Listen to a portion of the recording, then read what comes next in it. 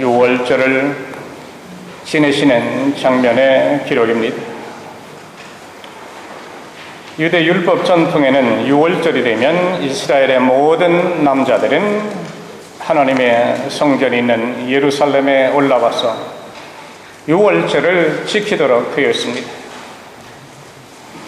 예수님은 성인된 12살 때부터 유월절 제사에 참여를 하셨고, 이제 생애 마지막까지 하나님의 계명을 따라서 유월절을 지키러 제자들과 함께 예루살렘에 오신 것이 오늘 본문의 내용입니다. 그래서 예루살렘에서 유월절 만찬을 잡수시기 위해서 준비하시는 장면이 오늘 본문의 배경입니다. 오늘 우리는 본문을 통해서 네 종류의 사람들을 볼 수가 있습니다. 본문에 나오는 네 종류의 사람들을 우리가 새롭게 살펴보고 조명해 보면서 우리들도 고난주간과 부활절을 앞둔 시점에서 오늘 우리들의 믿음을 점검해보는 귀한 시간이 되어지기를 바랍니다. 첫째로 네 부류의 사람들 가운데 첫 번째 살펴볼 것은 제자들의 모습입니다. 오늘 본문의 12절에 말씀합니다. 무교절의 첫날 곧 유월절 양 잡는 날에 제자들이 하면서 12절이 설명되어집니다. 이 12절을 아무 생각 없이 읽어 넘길 수 있는 구절입니다. 그러나 우리는 이 구절을 그냥 넘겨 읽을 수가 없습니다. 다시 한번 12절을 같이 한번 읽으시겠습니다. 시작. 무교절의 첫날 곧 유월절 양 잡는 날에 제자들이 예수께 여짜오되 우리가 어디로 가서 선생님으로 유월절을 잡수시게 예비하기를 원하시나이까 하매, 여기서 우리가 주목해야 할 부분은 우리가 어디로 가서 선생님께 유월절 음식을 잡수시게 준비하시기를 원하시나이까 라고 하는 부분입니다. 주님이 오시고 난 후 주후 1세기의 역사가인 조세푸스는 이렇게 기록을 하고 있습니다. 그 당시에 예루살렘에 유월절을 지키기 위해서 많을 때는 300만 명이 모였고, 그리고 유월절에 제물로 바쳐진 양이 25만 마리나 되었다고 기록하고 있습니다. 굉장히 많은 사람들이 모인 것이죠. 이토록 많은 사람이 예루살렘에 왔다면 문제는 머물 것입니다. 지금 우리 로마로 말한다면 한참 피크가 되고 시즌이 되면 전 세계의 관광객들이 몰려오게 되는데, 그때에 가장 문제가 되는 것이 무엇이죠? 호텔 방입니다. 그걸 미리 확보하는 것. 그래서 그때가 되면 뭐라고 말들 하죠? 호텔 방을 잡는 것이 하늘의 별따기입니다. 전쟁입니다. 그런 얘기를 우리가 흔히 주고 받습니다. 한창 바쁜 관광객들이 성수기 때니까 그 여행사들마다, 그 담당하는 분들마다 가깝든 멀든 호텔을 확보하는 것이 굉장히 중요합니다. 우리는 이곳에 살면서 그 호텔을 생각하면서 오늘 본문에 유월절 절기에 300만 명이 모이는 그 엄청난 유월절을 지키러 오는 사람들이 모이는 숫자도 어마어마하지만 문제는 묵을 방이 문제다. 그 다음에 거기에서 묵고 먹는 것이 문제가 되겠다라고 하는 것을 짐작을 하게 됩니다. 외국에서 올라옵니다. 지방에서 올라옵니다. 그 올라오는 수많은 순례자들은 미리미리 유월절 양을 잡고 그 유월절에 먹을 집을 예약하고 미리 준비하지 않으면 이것은 보통 문제가 아닙니다. 그와 같은 상황에서 지금 제자들의 질문은 무엇입니까? 오늘 12절에 읽은 대로 주여, 우리가 어디에서 유월절 음식을 먹어야 될까요? 그것을 지금 묻고 있는 것입니다. 여러분, 예수님의 지금 심정과 상황과 마음이 어떤 상태입니까? 예수님은 지금 십자가라고 하는, 죽음이라고 하는 그 문제를 앞에 놓고 얼마나 마음의 고통과 번민과 그 아픔이 계신데, 그러한 온통 그 어려운 복잡한 문제인데 따르는 제자들이 한두 명도 아니고 자그마치 12명이나 있는데 그들은 도대체가 무엇을 하다가 무슨 생각을 하고 무슨 일을 하다가 이 무교절 첫날 곧 유월절 양을 잡는 날이 되어서야 유월절 지낼 장소를 예수님께 묻고 있는 상황입니다. 지금 만왕의 왕이신 하나님의 아들이 예루살렘에 유월절을 지키러 오셨는데 유월절 음식을 잡수실 방과 자리가 준비되지 않았다면 그게 말이 되는 일입니까? 오늘 우리들로 말하면 말이 안 되는 이야기죠. 제자들이 한두 명도 아니고 12명이나 되는 제자들은 도대체가 무슨 생각을 하고 무엇을 하고 있었느냐 그 말입니다. 그리고 무엇 때문에 예수님을 따라다니고 있는 것입니까? 그런 것들을 다 해결을 해야지. 예를 들면 자기 가족들을, 자기 친척들을, 자기 가까운 사람들이 그렇게 유월절에 왔다고 한다면 그 먹는 문제, 숙소 문제를 그렇게 소홀히 했겠느냐 그 말입니다. 제자들이 그렇게 소극적이고 수동적인 사람들이 돼서는 제자가 아니죠. 정말 제자라고 한다면 그 주님의 표정만 봐도, 주님의 그 눈만 살펴봐도 지금 무엇을 원하는지 어떻게 해야 되는지 알아야 그것이 정말 제자가 아니겠습니까?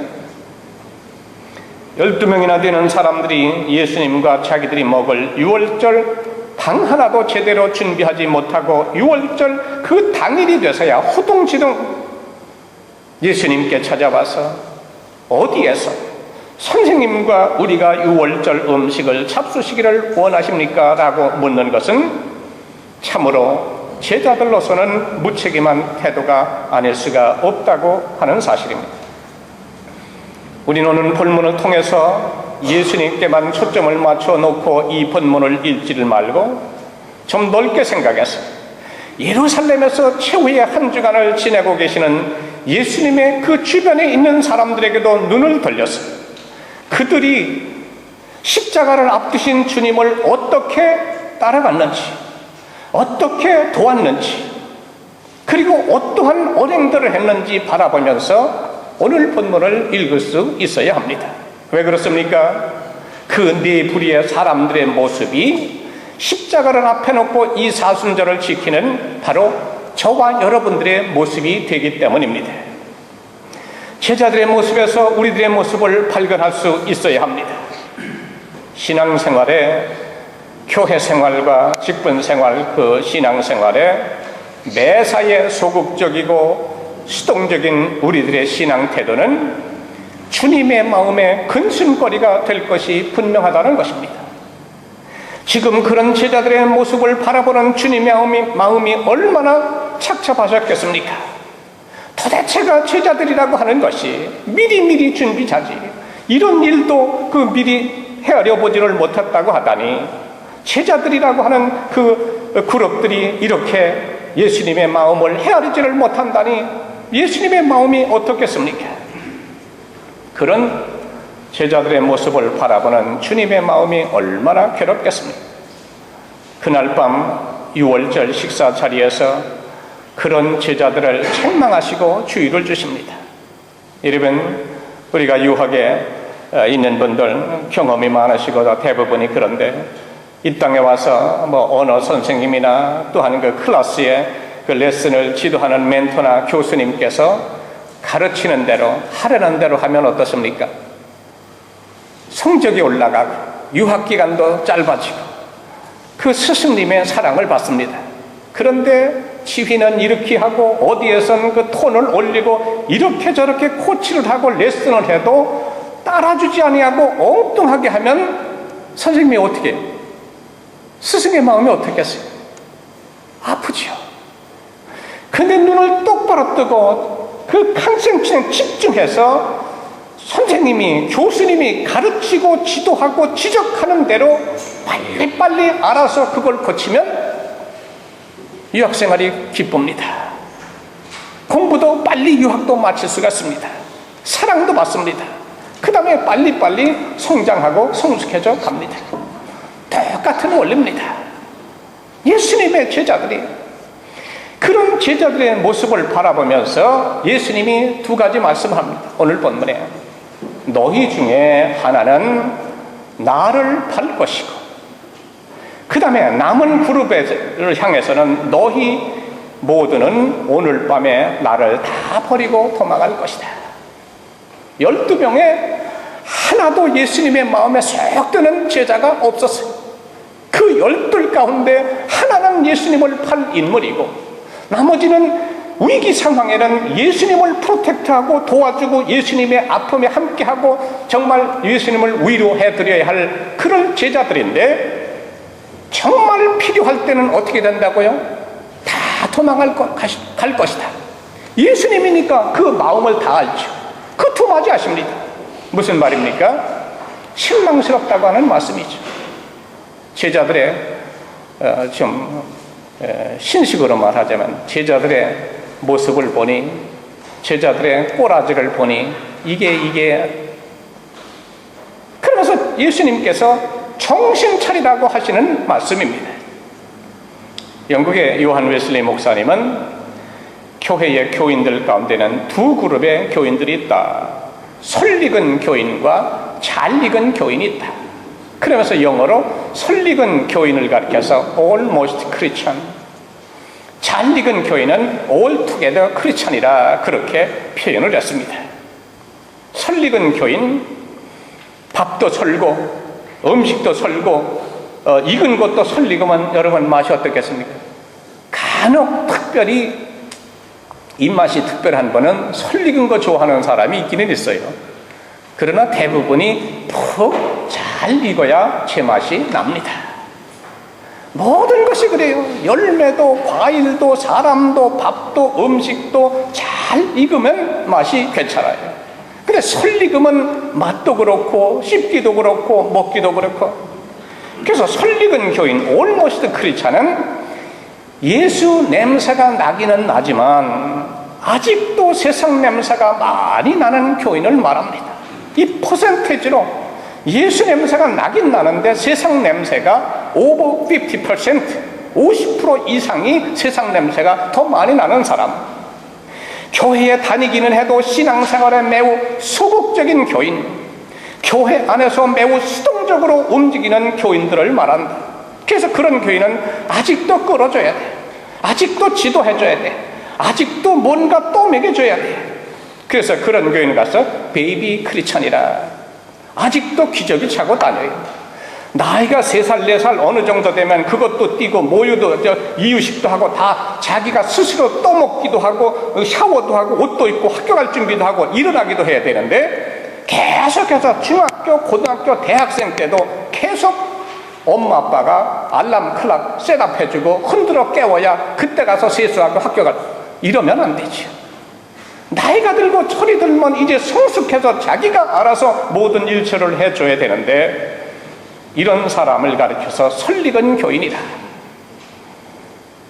여기 해당되시는 분 손 들어보라 그러면 좀 곤란하겠죠. 손 드시 마십시오. 요한 웨슬리 목사님은 두 번째로 잘 익은 교인이라 altogether 크리스찬이라, 이것은 성숙한 그리스도인을 말합니다. 머추어한 사람들, 생각도 그렇고 행동도 그렇고 언행심사가 성숙해, 목사가 한 번 설명하면 2-3마리를 깨닫는 사람. 사도 바울은 우리 성도들에게 뭘 하고 말하면, 너희는 빛과 소금이라고 주님 말씀했지만 너희는 그리스도의 향기라, 너희는 세상에 그리스도의 편지라고 그랬습니다. 편지라. 이 성 잘 익은 교인은 그리스도의 향기를 지닌 교인들입니다. 장미꽃이 아름답습니다. 그 장미향도 좋습니다. 그러면 꽃도 아름답고 장미의 향을 내야 되는데, 장미향이 아닌 엉뚱한 역겨운 향을 낸다고 한다면 어떻겠습니까? 사람들이 돌아서죠. 내가 정말 그리스도의 편지라고 한다면 나의 삶을 통해서 예수님의 복음이, 십자가가 읽혀져야 돼. 편지는 수신자가 있고 발신자가 있죠. 누군가 받아서 내용을 읽어야 돼요. 향기는 무엇입니까? 누군가가 맡습니다. 그 향기를 통해서 기분도 좋아지기도 하고 그 향기가 어떠하느냐에 따라서 인상이 찌푸려지기도 합니다. 우리 모든 성도들은 그리스도의 편지가 되어야 합니다. 아름다운 향기를 발해야 됩니다.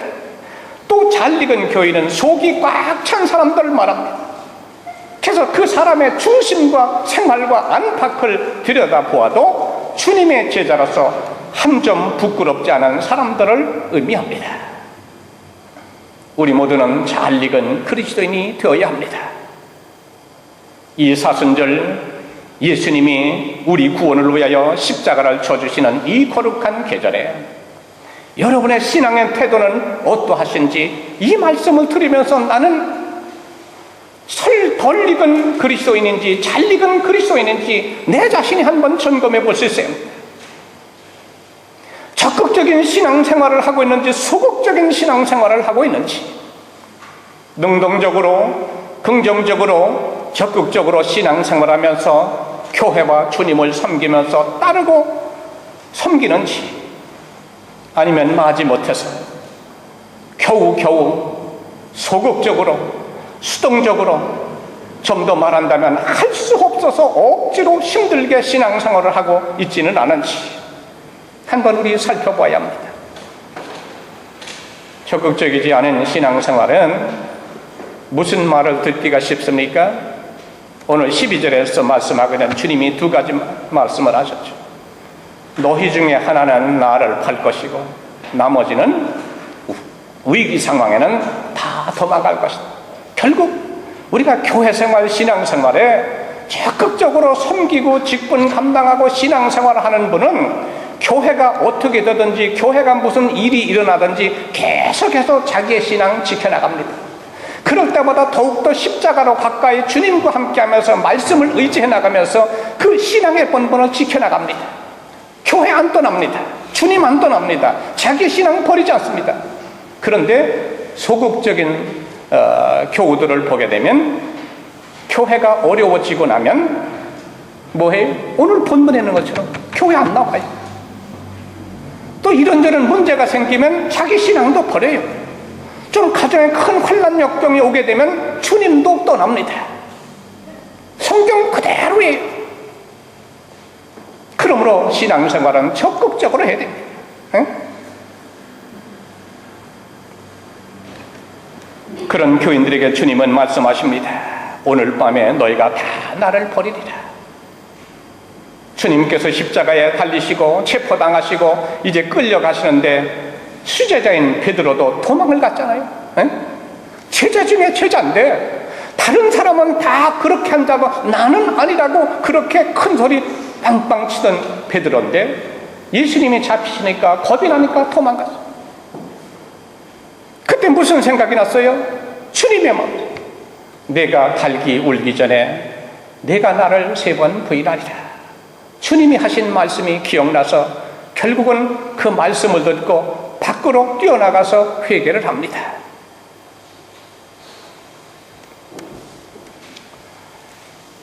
신앙생활, 교회생활은 열심과 적극적인 신앙의 성도가 되어야 합니다. 오늘 본문에서 첫 번째 네 그룹 중에 첫 번째 그룹은 제자들의 모습을 우리가 살펴봤습니다. 두 번째는 물동이를 가지고 가는 하인입니다. 그 다음에 13절 누르십시오. 13절 또 읽습니다. 13절 말씀 시작. 예수께서 제자 중에 둘을 보내시며 가라사대 성내로 들어가라. 그리하면 물 한 동이를 가지고 가는 사람을 만나리니 그를 따라가서 말씀하겠습니다. 여기 13절에 보면 물 한 동이를 가지고 가는 사람을 만난다. 주님께서 말씀했습니다. 예수님의 눈은 정확합니다. 그런 상황과 제자들은 방을 못 구해서 음식 나눌 것을 찾지를 못해서 정말 방황하는데 예수님은 가장 중요한 새로운 각도, 관점에서 바라보고 계십니다. 지금 예수님은 내일 십자가를 지셔야 될 형편에 있습니다. 얼마나 마음이 답답하고 고민과 번민의 무거운 마음으로 지내실 시간이 아니겠습니까? 누가 와서 말을 걸어도 귀찮을 때입니다. 그저 오로지 혼자 십자가만을 또 아버지만을 생각하고 싶은 때입니다. 죽을 죽음이 내일로 눈앞에 다가왔는데 마음의 여유가 없었을 것입니다. 그런데 주님의 눈에는 물 한 동이를 가지고 가는 사람을 보고 계신다는 것입니다. 여러분, 우리가 가정에서도 가정회의를 하면 아버지의 생각과 아내의 생각과 자녀들의 생각이 다릅니다. 가정의 가장과 기둥은 남자입니다. 남자는 멀리 봅니다. 아내는 가까운 것을 봅니다. 아들은 현실적인 것만 봅니다. 교회에서도 보면 항상이라고 말하기보다는 대부분이 목사님들은 전체를 봅니다. 저의 경우를 얘기해도 현재도 보고 미래도 보고 전체도 보고 이 로마 사회도 바라보고. 근데 어느 성도는 다른 거 생각하지 말고 그저 우리만 생각하는 우리만. 제가 이번에 코스트에 다녀오고 영국에도 갔다고 그랬는데요. 그 다른 지역에서 또 로마를 바라보는 눈은 또 다르더라고요. 다 다릅니다. 다 다릅니다. 그러나 중요한 것은 제자들은 먹을 것, 방을 염려하고 있는데 예수님은 내일 십자가를 두고 계시는데 번민하시면서도 물동이 하나를 이고 가는 사람을 보고 계신다는 것입니다. 예수님의 관점, 예수님의 핵심. 그래서 베드로와 요한을 그들에게 보내시면서 물 한 동이를 가지고 가는 사람을 따라가서 그가 들어가는 그 집주인에게 유월절 만찬 장소를 준비하라고 주님께서 부탁을 하십니다. 영적인 지도자, 그래서 주님의 성경을 말하는 것처럼 내 생각과 너희 생각은 다르다. 하나님의 생각, 주님의 뜻, 인간의 생각, 죄인의 생각, 이것이 엄청 차이가 있다는 것이죠. 신앙이 성숙한 성도의 생각과 그렇지 못한 성도의 생각이 차이가 날 수밖에 없는 것. 영적인 지도자의 생각과 그렇지 않은 사람들의 생각, 이토록 주님께서 보시는 뷰 포인트가 관점이 다릅니다. 오늘 본문의 정황을 보게 되면 그 물 한 동이를 가지고 가는 사람은 누구일까요? 하인입니다. 집에서 허드렛 일을 하는, 그 막일을 하는 그런 하인, 종이 보잘것없는 사람입니다. 모든 사람이 유월절 축제를 즐기고 배부르게 음식을 먹고 기뻐하고 즐거워하는 그 동안에 이 하인은 뭐예요? 물동이를 들고 물을 길어와야 하는 그 사회에서 소외된 아주 작은 자를 말합니다. 십자가를 앞에 놓으신 예수님은 그 작은 자를 보고 계시는 거예요. 작은 자. 주님은 누구들의 친구라고요? 부자들의, 유명한 사람의, 건강한 사람들의 친구가 아니라 병든 자, 소외된 자, 낮은 자, 연약한 자, 죄인들의 친구가 주님이라고 하는 사실입니다. 이토록 유월절 명절이 왔는데도 명절의 기쁨과 즐거움에 참여할 수 없는 그 가난하고 불쌍한 하인, 무거운 물동이나 메고 다녀야만 되는 그 팔자 사나운 가난한 사람, 아무도 관심하지 않고 종으로 노예로 부려먹기만 하는 그 가련한 사람을 예수님은 눈여겨보고 계셨다는 사실입니다. 사랑하는 성도 여러분, 우리가 십자가를 기념하는 사순절이 어떤 절기가 되어야 합니까? 오늘 본문에서 우리의 관점을 바꿔야 합니다. 우리의 신앙의 시각을 바꿔야 합니다. 예수님의 눈을 닮아가고 예수님의 눈을 가지는 절기가 비로소 진정한 사순절을 지키는 성도들의 모습이라고 하는 사실. 작은 자를 돌아보아야 합니다. 소외된 자, 가난하고 병든 자, 지금도 우리 교회 밖에서는, 지금도 세상 속에서는, 지금도 우리가 모르는 곳에서는 정말 먹을 것, 마실 것, 입을 것이 없어서 고통 중에 있는 그런 형제자매들이 얼마나 많은지. 이런 사람들이 눈에 들어오면 그와 같은 성도들은 예수님의 십자가의 죽음을 바르게 기념하는 사순절을 바르게 지키고 있는 성도가 되는 것입니다. 여러분의 눈 속에, 여러분의 시선 속에 물 한 동이 익어가는 사람들이 보이십니까? 예수님은 두 제자 베드로와 요한에게 그 사람을 따라가라고 하셨습니다. 그 사람을 따라가서 그 가난한 소외된 자를 따라가서, 그 작은 자를 따라가서, 자유가 없고 인권을 무시당하는 그 사람을 따라가서, 가난하고 헐벗은 그 사람을 따라가서, 병들고 고통 속에 있는 그 사람을 따라가서 어떻게 한다고요? 그 집에서 유월절 천국의 식탁을 준비하라. 사랑하는 성도 여러분, 우리는 이 주님의 부탁의 말씀을 이 시간 들을 수 있어야 합니다. 그 주님의 음성이 내 귀에, 내 심정 속에 우리가 들려줘야 합니다. 예수님은 우리에게 자기 십자가를 지고 나를 따르라고 하셨는데, 그 물 한 동이 익어가는 그 작은 자를 따라가는 것이 자기 십자가를 지고 주님을 따르는 것임을 예수님은 말씀하고 있는 것입니다. 세 번째로 오늘 본문에서 네 그룹의 사람들 가운데 세 번째 살펴볼 것은 집주인이라 하는 것입니다. 자, 그 다음에 14절을 또 읽겠습니다. 오늘 본문 14절 읽으십시다. 시작. 어디든지 그에 들어가는 그 집 주인에게 이르되 선생님의 말씀이 내가 내 제자들과 함께 유월절을 먹을 나의 객실이 어디 있느냐 하시더라 하라. 14절 상반절에 보면 그 집 주인에게 이르되 그랬습니다. 예수님께 다락방을 제공한 집주인을 우리가 발견하게 됩니다. 14절에서 예수님께 유월절을 지킬, 제자들과 함께 지킬 그 다락방을 제공한 집주인. 예수님이 이미 잘 아는 가정임에 틀림이 없습니다. 그럼에도 예수님이 그 집주인의 이름을 밝히지 않은 것은 그 가정이 여러 위험에 노출되지 않기 위해서라고 성경학자들은 이 구절을 설명하고 있습니다. 그 당시의 정황이 어떠한 상황입니까? 예수님을 죽이고자 하는 분위기가 사회 전반에 팽배했습니다. 그리고 예수님을 따라다니는 사람들, 기독교인들은 해하려고 하는 음모가 그 당시에는 팽배했습니다.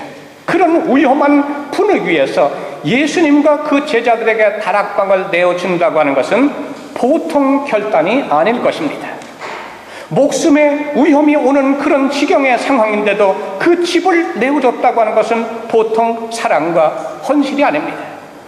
그 다락방 주인이 누구인지 나중에 알게 되는데, 그는 바로 오늘 본문이 되는 마가복음을 기록한 마가 요한의 어머니의 집이었다고 설명을 합니다.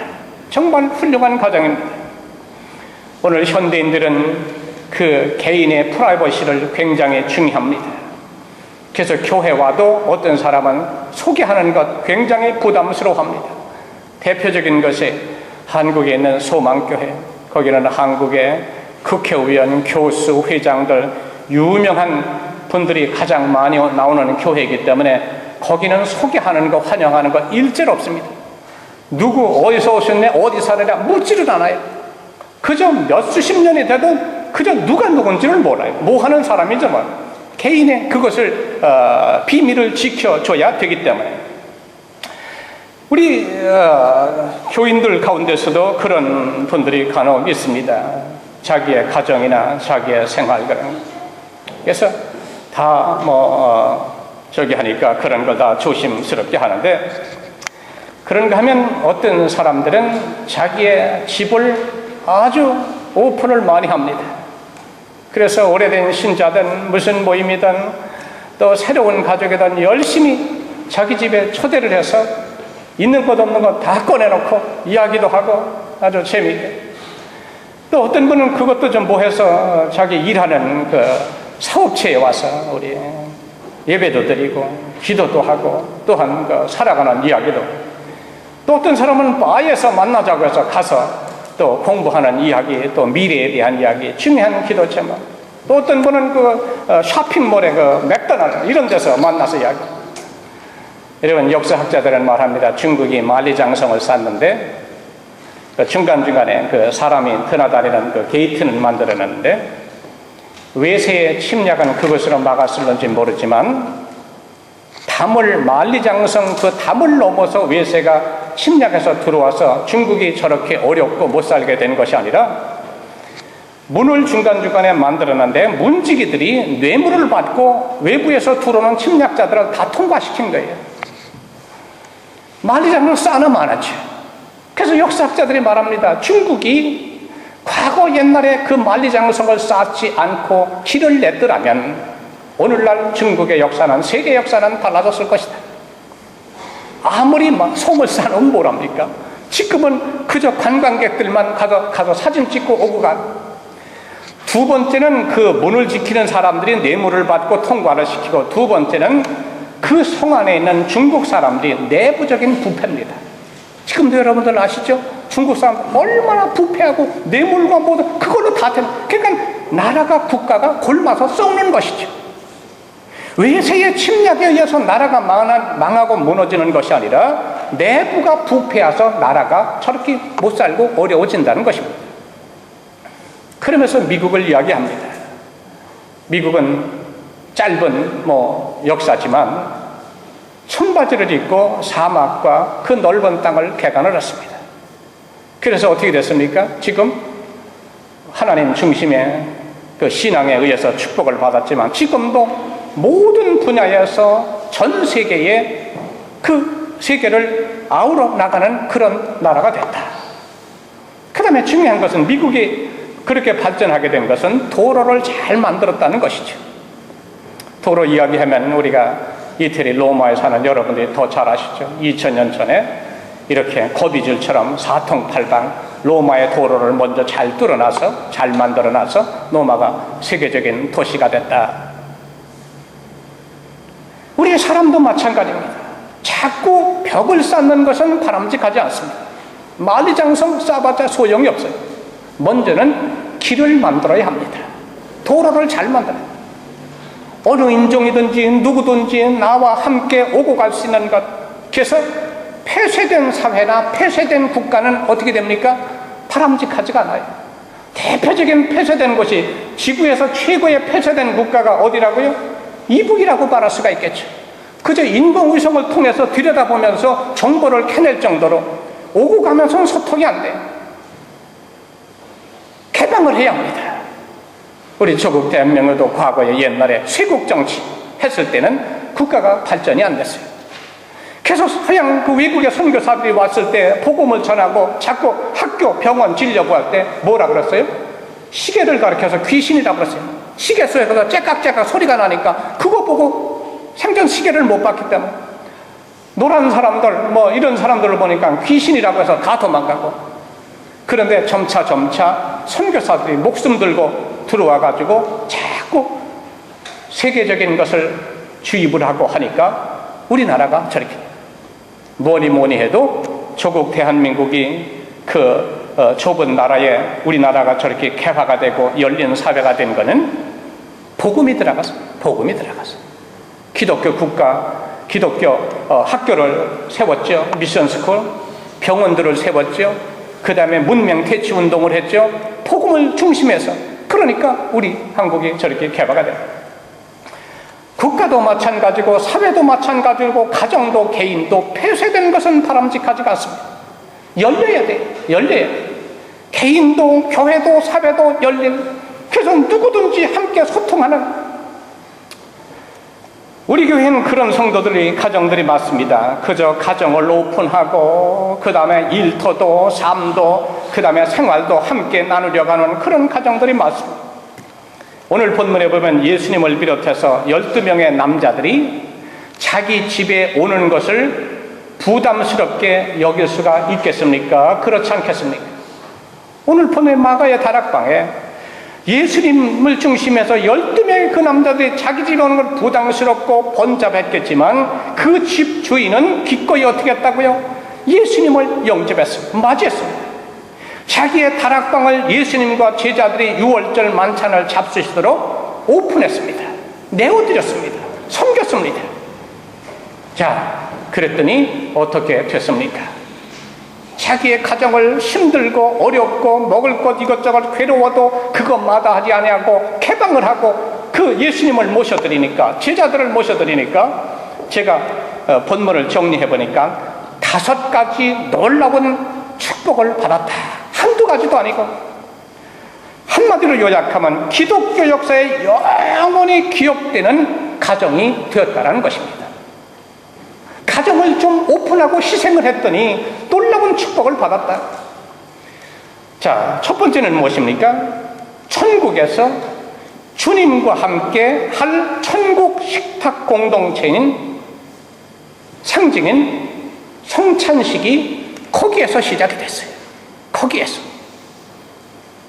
그곳에서 예수님께서 제정하시는 영광스러운 가정이 되었다.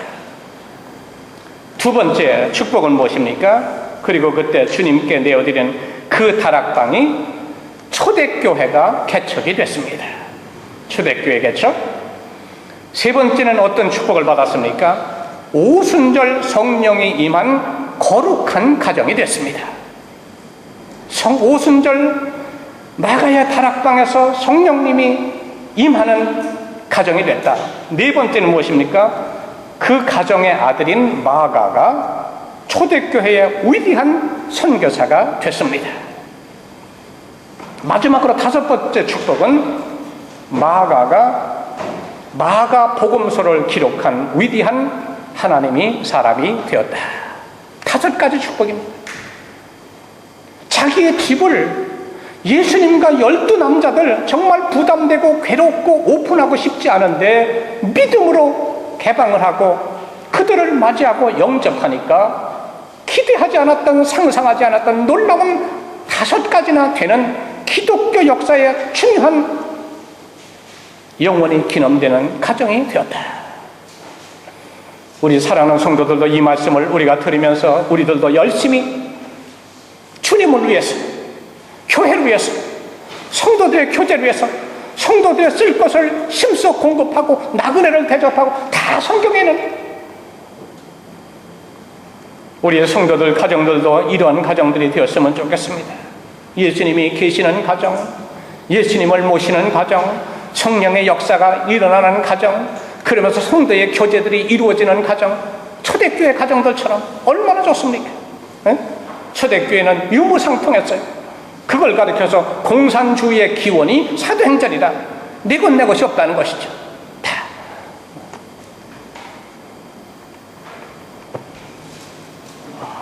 자, 집주인의 모습을 통해서 중요한 것을 우리가 교훈받게 돼. 마지막으로 네 번째는 15절, 16절 말씀입니다. 또 우리 마지막 두 구절을 한번 읽으십시다. 15절, 16절 말씀 시작. 그리하면 자리를 베풀고 예비된 큰 다락방을 보이리니 거기서 우리를 위하여 예비하라 하신대 제자들이 나가 성내로 들어가서 예수의 하시던 말씀대로 만나 유월절을 예비하니라. 아멘. 여기서 우리를 위하여 거기서 준비하라 하는 말씀이 있습니다. 여기서 우리는 예수님과 제자들을 말씀합니다. 또 여기서 우리는 주님과 성도들을 말합니다. 우리는 천국의 주인공들을 말합니다.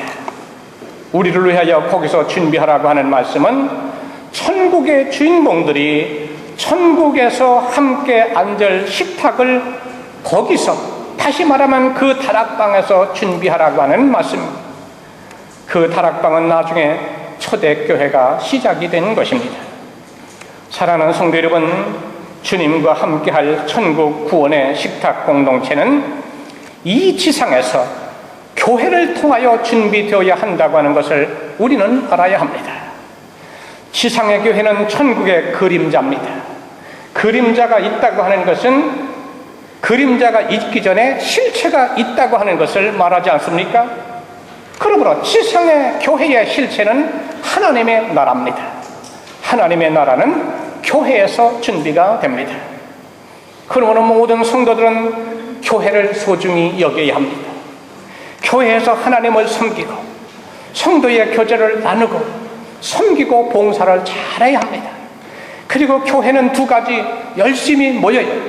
그리고 모였다가는 예배드리고 은혜 받고 그리스도의 사랑을 가지고 사명감을 가지고 흩어져야 돼요. 교회는 모이기만 해서도 교회가 아니에요. 흩어지기만 해서도 교회가 아니에요. 두 가지가 균형 있게 이루어져요. 모이고 흩어지고 흩어졌다 모이고 계속해서 그러면서 우리가 축도 끝나고 나서는 가정으로, 캠퍼스로, 세상과 사회로 파송받는 겁니다. 이 말씀을 가지고 선교사로 살아가라. 복음을 전하라.